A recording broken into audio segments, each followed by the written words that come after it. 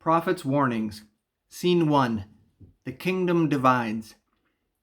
When Solomon died, his son Rehoboam became the next king of Israel. He was a cruel leader, treating the people even more harshly than his father had. The people of Israel pleaded with Rehoboam to ease the crushing workloads and excessive taxes he imposed on them. But instead of listening to his wise advisors, Rehoboam listened to the advice of his friends and became even more cruel. He treated the people like slaves and doubled their taxes. Before long, a civil war broke out, and just as God had warned, Israel divided into two, a northern kingdom called Israel and a southern kingdom called Judah. Both kingdoms became filled with violence and corruption. Everyone lived selfishly. In their greed, they neglected the poor, needy, and helpless. Almost all of their kings rejected God's ways and worshipped other gods.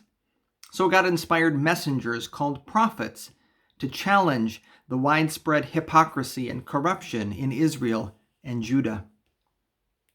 One prophet named Isaiah confronted the people with these sharp words.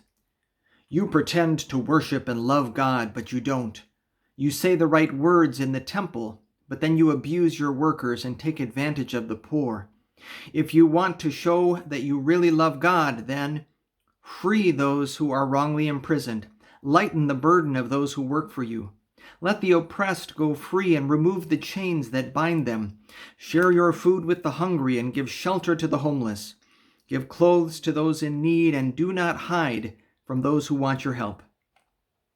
Despite the prophet's warnings, the people of Israel and Judah continued to live selfishly and reject God's ways. Scene 2. Elijah. God called another prophet named Elijah to confront the powerful new king of Israel, Ahab. Ahab was the most evil king that Israel had ever known.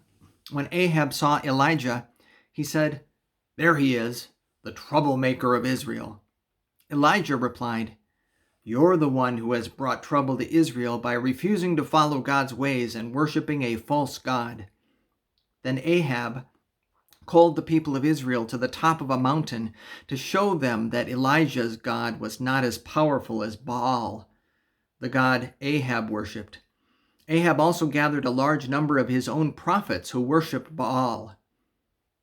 On the mountain, Elijah challenged the people of Israel. "How much longer will you dance between God and Baal? Today you must choose your God." But the people stood completely silent. So Elijah proposed this test to the prophets of Baal. "Call on your God, then I will call on mine. Whichever God sends fire down, that is the one true God." 2 bulls were placed on wooden altars as sacrifices. For many cultures, animal sacrifices were a regular occurrence, but usually the people had to provide their own fire. Early in the morning, the prophets of Baal gathered around one of the altars and began shouting to their god. They continued shouting all day and into the evening. When nothing happened, Elijah began to tease them. "Maybe you should yell a little louder. Perhaps your God is busy or sleeping." They shouted louder and even cut themselves to get their God's attention, but still nothing. Finally, Elijah stepped forward and surrounded his altars with 12 stones, one for each of the tribes of Israel. Then he asked for large jars of water to be poured all over the altar until it was completely soaked, making it difficult to ignite with fire. Elijah then called out, "God of Abraham, Isaac, and Jacob, please show us that you are the true God." At that moment, fire flashed down from the sky, burning up the bull, the altar, the stones, and the ground that surrounded them. The people of Israel fell down and cried out, "The Lord is the only God." Throughout his life, God gave Elijah boldness and power. Through Elijah's prayers, God brought rain to end a drought, raised a boy from the dead, multiplied food, stopped an attacking army with fire, and separated a wide river. One day when Elijah was walking along, chariots and horses made of fire suddenly appeared. They took Elijah away, up into the clouds above. Some of God's prophets stood and watched in amazement. That was the last time they'd ever see Elijah. Scene 3. Exiled. As had happened so many times before, the people of Israel and Judah rebelled from God's ways again, worshiping idols and neglecting the needs of the poor.